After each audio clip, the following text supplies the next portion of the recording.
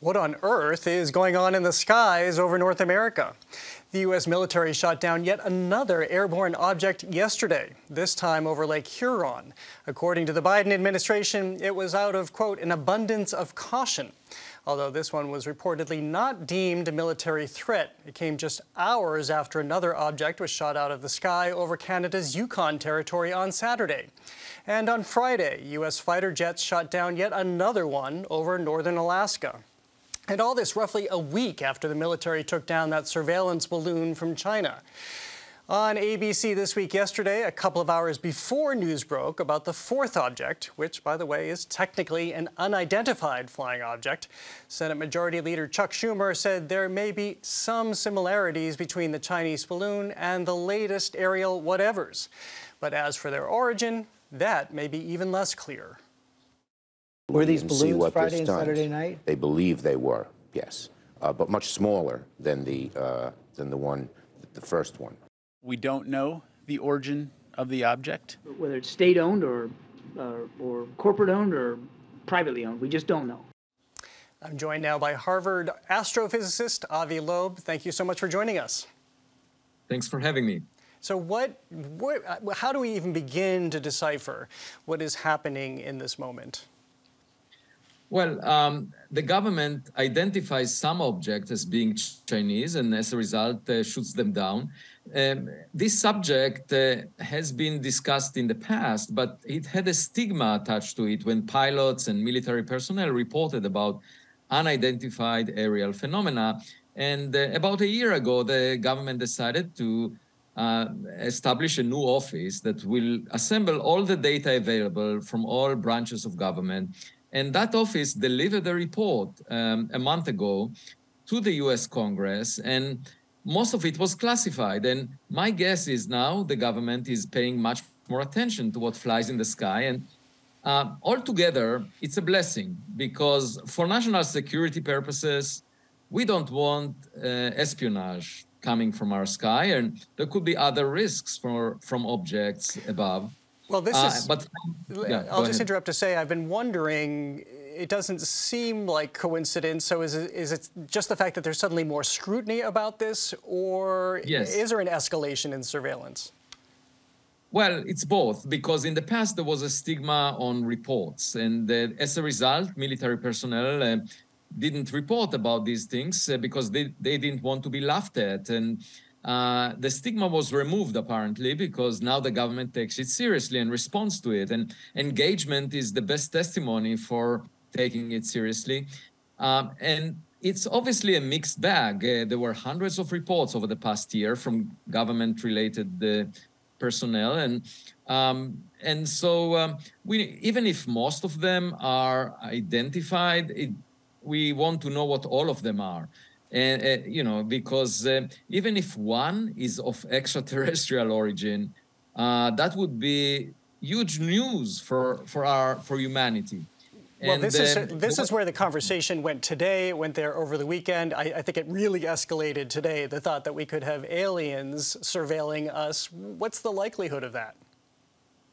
Well, we cannot gauge the likelihood. We know that most of the stars formed billions of years before the sun. So if there were civilizations on habitable planets like the Earth around other stars, they predated us, most of them. And they had plenty of time to send spacecraft that will reach us within a billion years from the edge of the Milky Way galaxy. So the question is whether we live in such a reality. And the only way to find out is by looking up, rather than arguing about it. And of course, the government worries about objects for national security purposes, but that's not my concern as a scientist. I would like to look at the rest, those that they cannot identify and that could originate from an extraterrestrial origin. And so I established the Galileo project at Harvard University, and we are funded. We already built an observatory that monitors the sky in the optical band, in the infrared band, in radio, audio, 24/7. We are starting to collect data because the sky is not classified. It's only the government sensors that are classified. That's why the data is not available to us. So what's the likelihood that that will happen? It was big news last year when the government started to concede that there were these reports by military fighter pilots and whatnot. And so is the government finally breaking down to some degree? Is there an opportunity for you to learn more? Yeah, I think the more people pay attention to these objects, the faster we will get to the bottom of what they are. And as far as I'm concerned, as an astronomer, the first objects from outside the solar system were discovered by astronomers over the past decade. And the first three of them, two meteors and an object called Oumuamua, appear to be unlike any of the space rocks that were in the solar system and were looked at before. So there is something weird about objects coming from interstellar space for me as an astronomer, and I'm trying to do the best to figure them out. And we're planning an expedition to Papua New Guinea in 2 months that looking after the fragments of the first interstellar meteor to figure out what it was. And at the same time, we have the Galileo project monitoring the sky. The only way to make progress is by collecting evidence. There is no point to argue about it. What do you make of the altitude at which we're finding these devices now? The White House, at a press conference today, at least a spokesperson for the National Security Council said this is concerning. This is why they had to be taken down, because it was a threat to civilian aircraft. Is there a significance to them being at the altitude at which we keep finding them and fairly low to the ground, I guess we could say? Well, the first balloon that was in the news was above the elevation that planes are flying at. And you may ask, why don't they just use satellites to spy on the US? And the answer is you don't get as good resolution from high up as you do from those balloons. And the other thing is balloons can carry weapons. And we don't want them to fly over the US. So there are plenty of reasons for the US to monitor the objects in the sky. But from a scientist's point of view, that's very good that the stigma was removed. Now the government is engaged.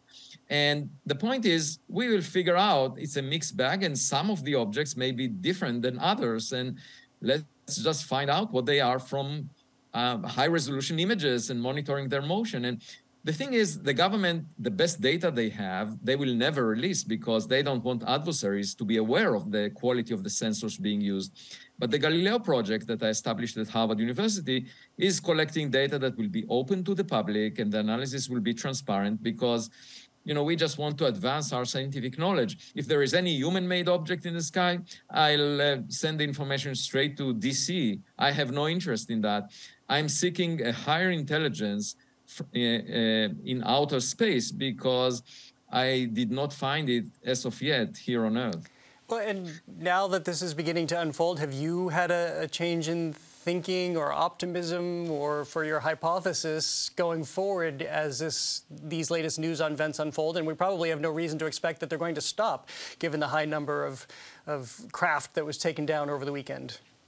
Well, I think it's a good development, both in terms of the security of the nation, that the government is paying attention to espionage from up there, but also from a scientific point of view, because they remove the objects that we don't care about.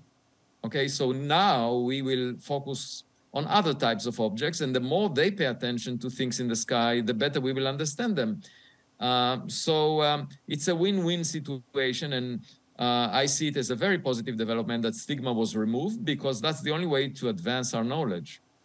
Well, Avi Loeb, it has been great to speak with you. We know that your clothes were lost in a recent luggage mishap, so you're very casual but thinking seriously about this. We appreciate it.